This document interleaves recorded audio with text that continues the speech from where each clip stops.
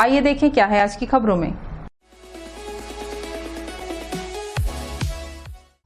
राज्य में झुग्गी झोपड़ियों में रहने वाले लोगों को जल्द ही पट्टा मिलेगा और इसके साथ ही उनके अपने खुद के मकान का सपना पूरा होगा।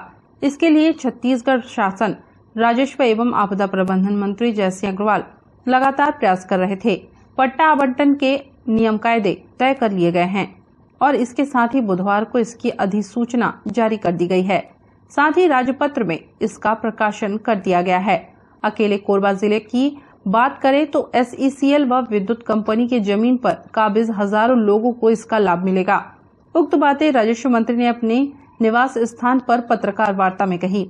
उन्होंने भाजपा पर आरोप लगाया कि 15 साल शासन करने के बावजूद भी गरीबों को पट्टा वितरण नहीं कर सके, जिसे हमने 5 साल से कम समय में कर दिखाया। भाजपा के नेता केवल गरीबों के हितैषी होने का दिखावा करते हैं।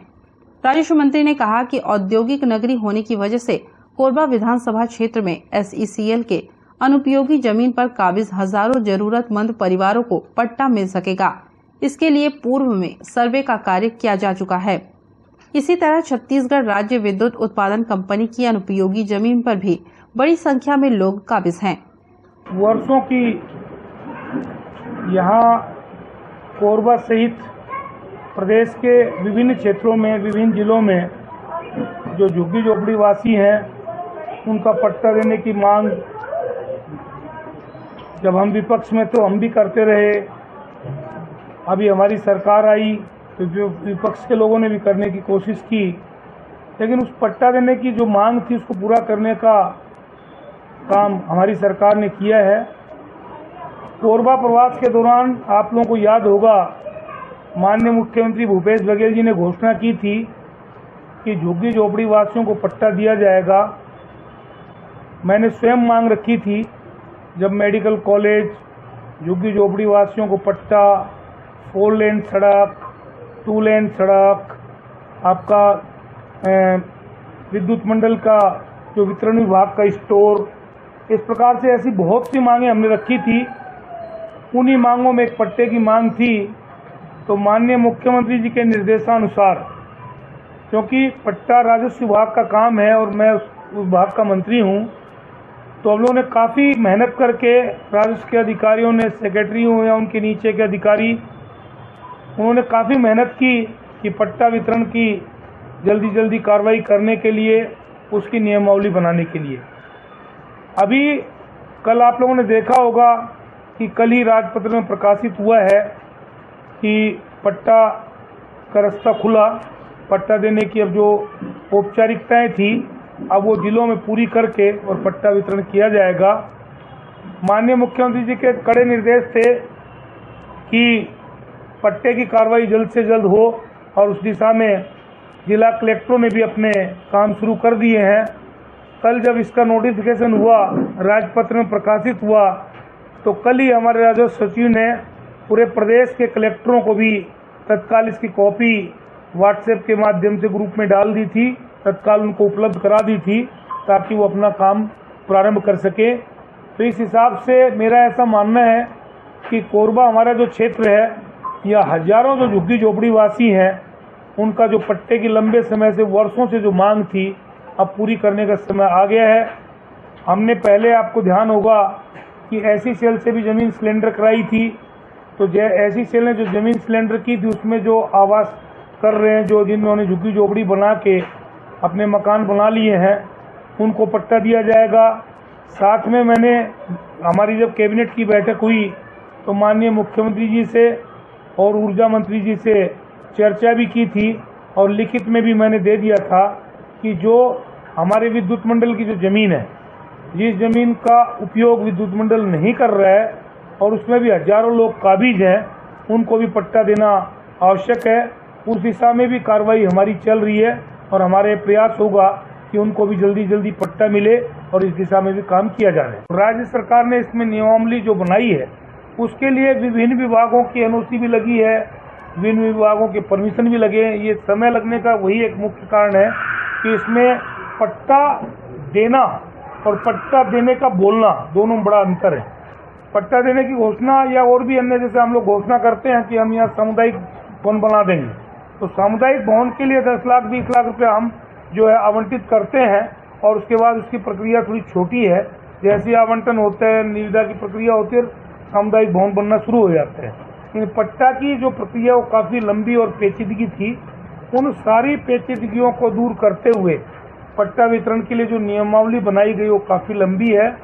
विभिन्न विभागों का इसमें अभिमत भी लेना पड़ता है, विभिन्न विभागों की एनओसी भी लेनी पड़ती है और उसके बाद नियमावली बनाई जाती है, इसलिए इसमें ज़्यादा समय लगा।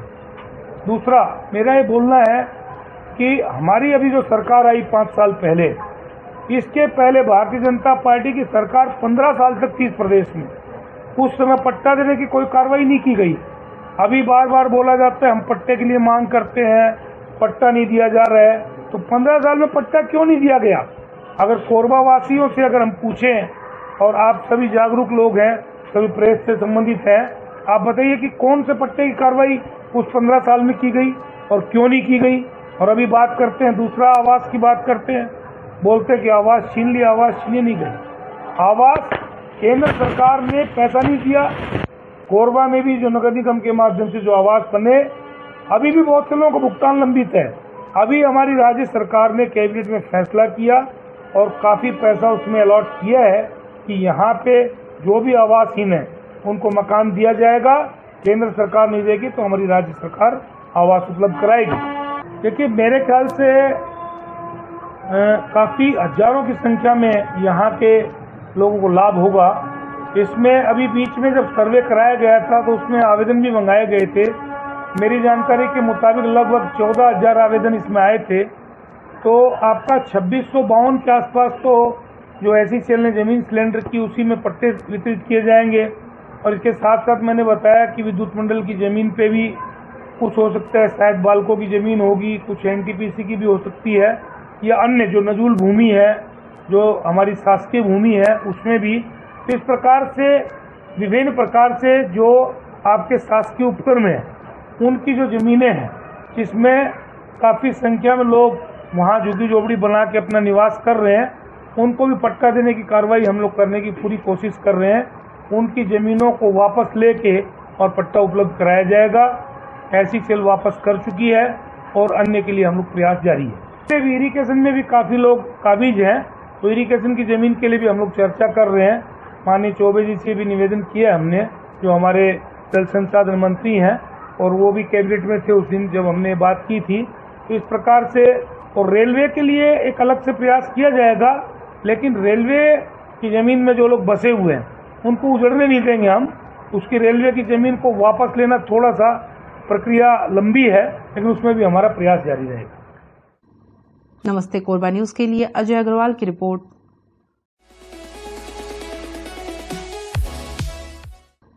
कटघोरा विधानसभा क्षेत्र अंतर्गत आने वाले ग्राम पंचायत बिरता के ग्रामीण सड़क को लेकर खासे परेशान हैं। गांव का एकमात्र मुख्य मार्ग गड्ढों में तब्दील हो गया है, जिससे आवागमन में काफी परेशानी होने लगी है। ग्रामीणों ने कहा कि उन्होंने सरपंच को इस मामले से अवगत कराया है, जिस पर सरपंच के द्वारा ग्रामीणों को ही चंदा करके सड़क मरम्मत करने का निर्देश दिया गया, जिस पर ग्रामीणों में काफी रोष व्याप्त है।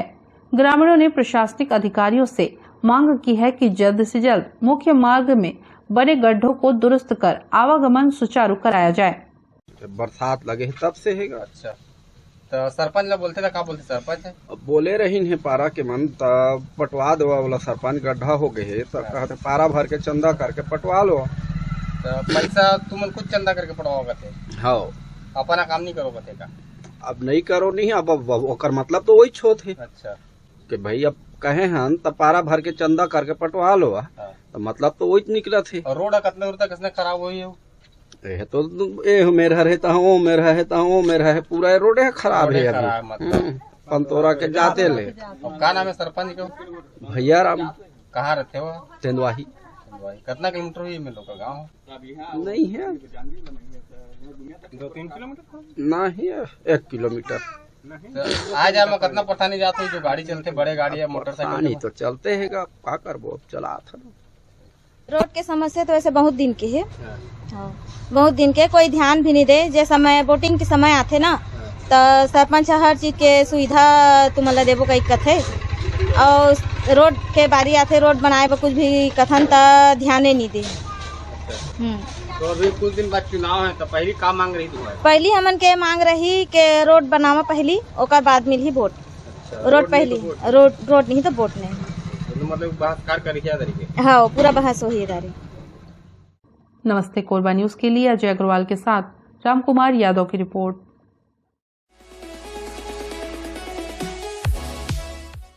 महीने के शुरुआती दिनों में मौसम के बने हालात से किसान उत्साहित नजर आ रहे थे और अंचल में अच्छी वर्षा भी हो रही थी, लेकिन जैसे जैसे दिन बीतते जा रहे हैं वैसे वैसे मौसम के तेवर भी बदलते जा रहे हैं। इसके साथ ही जिले में खंड वर्षा के बने हालात किसानों के लिए परेशानी का कारण बन गया है।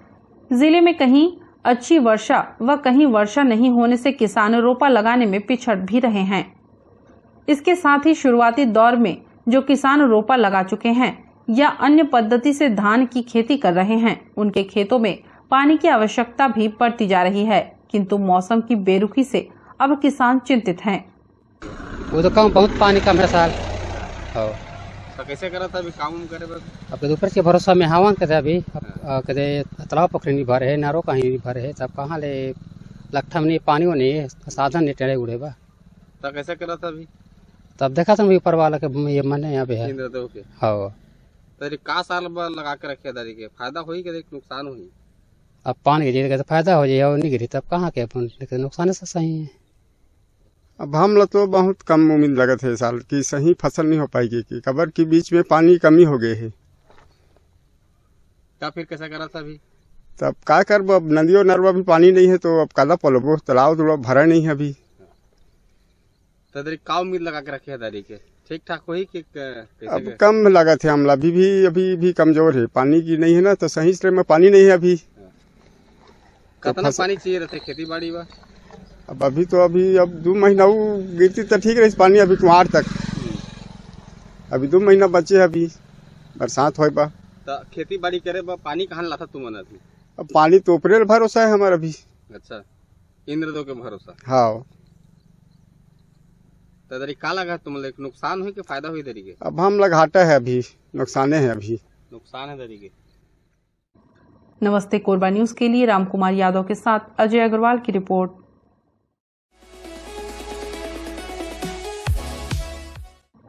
फूड पॉइजनिंग के कारण एक ही परिवार के 5 सदस्य पहुंचे अस्पताल। पिता, पुत्री और पुत्र आए फूड पॉइजनिंग के चपेट में। खाना बनाते समय सब्जी में गिरा था छिपकली। खाना खाने के बाद एक के बाद सभी की तबीयत बिगड़ने लगी। सभी को 108 के माध्यम से जिला मेडिकल कॉलेज के लिए किया गया रवाना। शहर से लगे गोढ़ी गांव की है घटना।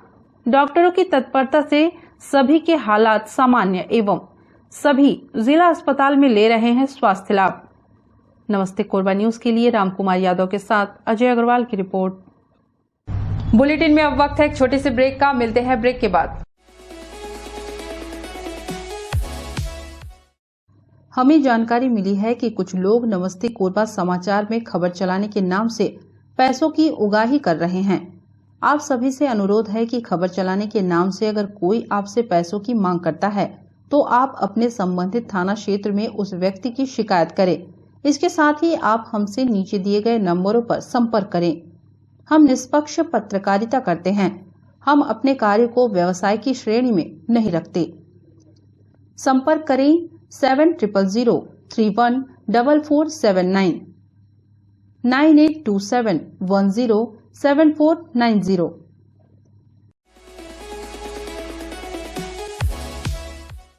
गुरुवार को जिले भर के निजी स्कूलों के पट बंद रहे। स्कूल संचालकों ने ITI चौक में धरना प्रदर्शन कर रैली निकाली। कलेक्ट्रेट पहुंचकर उन्होंने मुख्यमंत्री के नाम कलेक्टर को ज्ञापन सौंपा। धरना प्रदर्शन में विभिन्न विद्यालयों के संचालक शामिल हुए, जिन्होंने प्रदेश सरकार से अपनी मांग पूरी करने की मांग की है। बीते दिनों निजी विद्यालय के संचालकों की बैठक आयोजित हुई थी, जिसमें प्रदेश व्यापी आंदोलन के तहत जिले में भी 14 सितंबर को स्कूल बंद कर आंदोलन का निर्णय लिया गया था। इसके तहत गुरुवार को आंदोलन किया गया। इस संबंध में संघ के जिलाध्यक्ष अक्षय दुबे ने बताया कि पिछले 12 वर्ष से RTE की राशि में कोई वृद्धि नहीं की गई है। आरटीई की राशि प्राथमिक कक्षाओं में 7,000 से बढ़कर 15,000, माध्यमिक की 11,500 से बढ़कर 18,000 व हाई और हायर सेकेंडरी की अधिकतम सीमा को 15,000 से बढ़ाकर 25,000 तय किया जाए। बसों की अवधि जो छत्तीसगढ़ में 12 वर्ष है और देश के अधिकांश राज्यों में यह अवधि 15 वर्ष है, बसों की अवधि छत्तीसगढ़ में भी 15 वर्ष किया जाना चाहिए। निजी स्कूलों में पढ़ने वाली बालिकाओं को भी सरस्वती साइकिल योजना का लाभ दिया जाए। आरटीई की रुकी हुई प्रतिमूर्ति राशि को अविलंब स्कूलों के खाते में हस्तांतरित किया जाए। निजी स्कूलों के सभी खातों को PFMS के अंतर्गत पंजीकृत किया जाए। गणवेश की राशि 540 रुपए से बढ़ाकर 2,000 किया जाए।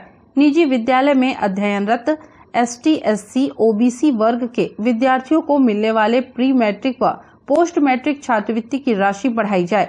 निजी स्कूलों के अध्यापकों को स्कूली शिक्षा में भर्ती पर बोनस अंक प्रदान किया जाए, जैसे आत्मानंद के शिक्षकों को किया जाता है। उपरोक्त मांगों पर तुरंत संज्ञान लेकर पूरा नहीं किया गया तो Chhattisgarh private school management association ने आंदोलन का मार्ग अपनाने का निर्णय लिया है। आंदोलन के कारण 14 सितंबर को प्रदेश के सभी स्कूल बंद रखे गए।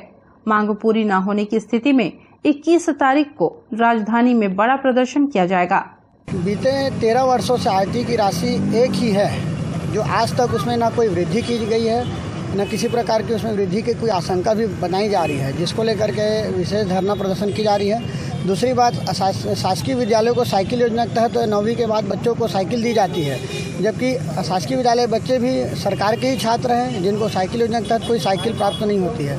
साथ में और आपके बहुत सारी ऐसी योजनाएं हैं जिसमें हमें लॉस होता है। हर बार शासकीय विद्यालयों को शासकीय विद्यालयों से अलग रखा जाता है, जबकि छात्र सरकार के ही हैं और उनके हित के लिए ही कार्य किया जाता है हमेशा। और सरकार की जो भी योजनाएं रहती है जिसमें हमेशा हम लोग शासकीय अशासकीय मिल करके ही कार्य करते हैं, फिर भी अशासकीय को शासकीय विद्यालय से बिल्कुल अलग दिशा में रखा जाता है। साथ में 8 सूत्री हमारी मांगे हैं इन दो के अलावा, जिसमें हमारी है प्री मैट्रिक छात्रवृत्ति को बढ़ाया जाए। हमारे शिक्षक हैं प्राइवेट स्कूल में जो पढ़ाते हैं, उन शिक्षक के कितने वर्षों से 20-20 साल, किन्हीं को 15 साल, किन्हीं को 30 साल हो गए अपनी यहाँ पर अपना सेवा देते हुए, फिर भी उनको किसी प्रकार का शासकीय यदि कोई होता है भर्ती होती है उसमें ना कोई उनको बोनस अंक प्राप्त होता है, ना किसी प्रकार का उनको अनुभव का लाभ होता है, ना उन्हें केंद्राध्यक्ष बनाया जाता है, जबकि शासकीय विद्यालयों को केंद्राध्यक्ष का ही मौका मिलता है। जबकि हमारे शासकीय विद्यालय में भी अनुभवी 30-30 साल 35 साल के शिक्षक हैं जिन्हें मौका मिलना चाहिए, वो नहीं मिलता है। और अपने जो जितने भी आईटी की राशि है वो पिछले 1-1 साल लेट आती है विलम्ब, जबकि वो ईयर वाइज जैसी संस्था खत्म होती है मिलनी चाहिए, क्योंकि छात्र छात्राओं को पढ़ाने के लिए जो विद्यालय है शासकीय विद्यालय हमेशा से सेवा कार्य कर रहा है, शिक्षकों को सैलरी देना होता है, तो 25% जब आईटी की राशि नहीं प्राप्त होगी तो उससे स्कूल का बहुत ज़्यादा नुकसान होता है और समय से ना मिलने की वजह से विद्यालयों के शिक्षकों का वेतन और कई सारी समस्याएं जो आ जाती है। साथ में आईटी की राशि में विद्यार्थियों को 540 रुपये का आपको वो मिलता है ड्रेस लेने के लिए पैसा। अब आप बताइए क्या 540 रुपये में एक छात्र को ड्रेस मिल सकता है? इसको बढ़ाने के लिए हमारी एक प्रमुख मांग है। तो इस प्रकार से 8 सूत्री हमारी मांगे हैं, जिसको लेकर के हमारा आज धरना प्रदर्शन यहाँ पे रखा गया है। स्कूल के टीचर यहाँ बैठे हुए यहाँ पर आज 100% कोरबा जिला से हर ब्लॉक से विद्यालय के शिक्षक, शिक्षाएँ एवं संचालक सभी यहाँ पर उपस्थित हैं। आज कोरबा जिला के जितने भी हमारे पदाधिकारी हैं और कोरबा जिला के जो शासकीय कर्मचारी लोग हैं उनका हमेशा हमारे ऊपर सहयोग रहता है। उनके द्वारा हमारा कार्य हमेशा 100% आगे से आगे जिला के द्वारा किया जाता है। जिला से हमारा कार्य हर बार अच्छे से हो रहा है, लेकिन शासन के द्वारा कार्य जल्दी नहीं होता है, जिसकी वजह से आईटी की राशि यहाँ पर रुकती है। बाकी जिला का अभी तक का राशि पूर्ण रूप से मिल चुका है। 2022-23 की राशि हमें प्राप्त नहीं हुई है, जिसके लिए हम लोग आज आंदोलन कर रहे हैं। आपकी मांग पूरी नहीं होती किस स्तर पर जाएंगे? इसके बाद हमारा अगला प्रदर्शन है 21 तारीख को है राज्य स्तर में। राज्य में रायपुर का है हमारा प्रदर्शन, अगला प्रदर्शन। मुख्य मांगे हैं 8 सूत्री मांग, उनको हम पूरा करने के लिए अभी उतरे हुए हैं। जैसे हमारा 8 सूत्री मांग पूरा नहीं होता तो 21 तारीख को रायपुर में धरना प्रदर्शन फिर करेंगे। तो उस धरना प्रदर्शन में स्कूल मैनेजमेंट वाले शामिल होंगे या फिर स्कूल के विद्यालय के टीचर्स लोग भी जाएंगे? स्कूल मैनेजमेंट जाएंगे, मैनेजमेंट प्लस प्रिंसिपल ने जाएंगे तो उसका प्रतिनिधि बन के जाएंगे, मगर जरूर जाएंगे। जारी रहेगी उस पीरियड में या फिर बंद करेंगे? उस दिन भी बंद करेंगे हम। सरकार हम लोग से भेदभाव कर रही है। सरस्वती साइकिल योजना अपने सरकारी टीचरों को देते, सरकारी बच्चों को देती है, प्राइवेट स्कूल को नहीं देती, और बोलता है कि हमारे सरकारी पुस्तक चलाओ, अपना खुद चलाते हैं। हम लोग भी चला रहे हैं, और उसी प्रकार हम लोग को दो ना। छात्रवृत्ति में इसी भेदभाव करता है। छात्रवृत्ति प्राइवेट स्कूल वालों को कम मिलता है, RT की राशि भी वैसी करता है। आज हम लोग सभी प्राइवेट स्कूल वाले धरना में बैठे हैं कोरबा से। तो हमारी मांगे जैसे हर क्षेत्र में अपने अपने मांग को रखते हैं, और हम लोग पहली बार हमारे प्राइवेट स्कूल वाले लोग आज हम लोग अपने धरना आंदोलन में हम लोग बैठे हैं, सड़क उतरे हैं। क्योंकि जो हमारे साथ जो भेदभाव होता है, जब शिक्षा तो सभी बच्चों को बराबर मिलती है, या वो गवर्नमेंट की रहे या प्राइवेट की रहे, शिक्षा एक जैसी रहती है। लेकिन जो शासन से जो लाभ होने वाली है उसके लिए भेदभाव क्यों की जाती है? प्राइवेट के लिए अलग और गवर्नमेंट के लिए अलग, ऐसा क्यों होता है? तो यही हम सब प्रश्न करना चाहते हैं, और आज हम सब सड़क में उतरे हैं कि हमारी जो 10 जो मांगे हैं, जो हमारे शासन से लाभ मिलना चाहिए हमारी स्कूल को, निजी स्कूलों को, ये क्यों नहीं मिल पाती हैं? केंद्र सरकार से जैसे कि RTA का है, RTA का जो राशि है वो नहीं आ पाता है समय। जो 500 ड्रेस के लिए आता है, क्या 500 में, मैं आप सभी से पूछती हूँ, 500 में ड्रेस आता है? आजकल मार्केट में महीने 2 महीने साल भर में सब चीज़ का रेट बदल रहे हैं। फिर हमारी शिक्षा का ही जो राशि है, RTA राशि 12 साल हो गए हैं, जैसा मिल रहा है वैसी, और हर साल नहीं मिलता है, कई चक्कर लगाने पड़ते हैं, 2 साल 3 साल, वो भी आधा आधा करके किस्तों में दिया जाता है, एक साथ क्यों नहीं दी जाती हैं? और जो सरस्वती योजना है बच्चों के लिए, तो गवर्नमेंट में दी जाती हैं, प्राइवेट में क्यों नहीं दी जाती हैं? तो ऐसा एक प्रकार से भेदभाव और दुश्मनी ही की जा रही है शासन से। तो हम सब आज बहने सब शिक्षक हम सब बैठे हैं, और हमारे मांग, अब हम सड़क में उतर गए हैं, अब आगे जो होगा वो देखा जाएगा। हम पीछे हटने वाले नहीं हैं, और जो हमारे बच्चों के साथ जो भेदभाव हो रहा है वो नहीं होनी चाहिए। और अपने हम जो मांग हम जो बैठे हैं उसको तो पूरा करके ही हम लेंगे। नमस्ते कोरबा न्यूज के लिए अजय अग्रवाल के साथ ममता साहू की रिपोर्ट।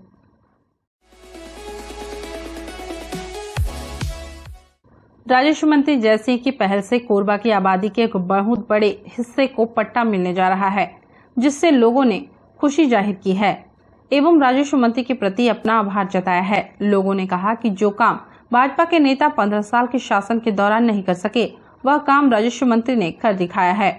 कोरबा एक औद्योगिक क्षेत्र है, जहां सार्वजनिक उपक्रमों की जमीनों पर कई बस्तियां बस चुकी हैं, जिसमें हजारों की संख्या में लोग निवास कर रहे हैं। ऐसे में इन लोगों को आबादी पट्टा मिलने से उनके स्वयं का मकान बनने का सपना पूरा हो सकेगा।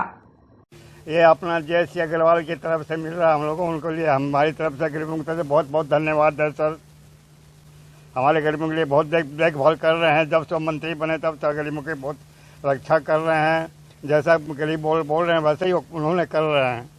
इसके लिए हम उनको बहुत बहुत धन्यवाद देते हैं। मैं माननीय जय सिंह अग्रवाल जी का धन्यवाद करना चाहती हूँ कि वो हम सभी नगरवासियों को पट्टा देने की सहमति प्रदान कर रहे हैं। धन्यवाद। ये पट्टा दिलवाने में अगर इस कोरबा क्षेत्र में किसी का अगर नेतृत्व में क्षमता है तो वो जय सिंह भैया में है, क्योंकि इससे पूर्व भी 15 साल भाजपा की सरकार रही, किसी भी एक व्यक्ति को आबादी पट्टा नहीं दिया गया। लेकिन मंत्री जी के प्रयास से आज बहुत लोगों को पट्टा मिल रहा है, और आने वाले और जो बचे हुए हैं उनको भी पट्टा मिलेगा। भाई भाजपा मुद्दा तो बनाएगी। 15 साल में भाजपा के पास भी मौका था ना, उसने क्यों नहीं दे दिया पट्टा?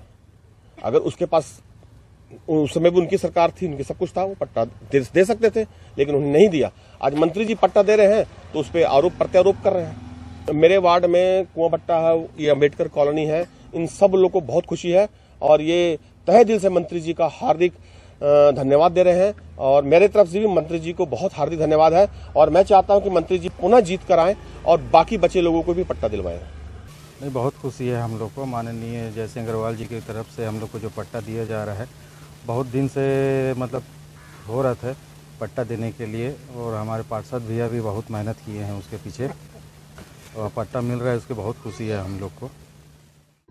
नमस्ते कोरबा न्यूज के लिए अजय अग्रवाल के साथ रामकुमार यादव की रिपोर्ट। न्यूज के इस बुलेटिन में बस इतना ही। न्यूज अपडेट के लिए जुड़े रहें हमारे YouTube channel, Facebook, Telegram, Instagram, Twitter को सब्सक्राइब, लाइक, कमेंट करना ना भूलें। नमस्कार।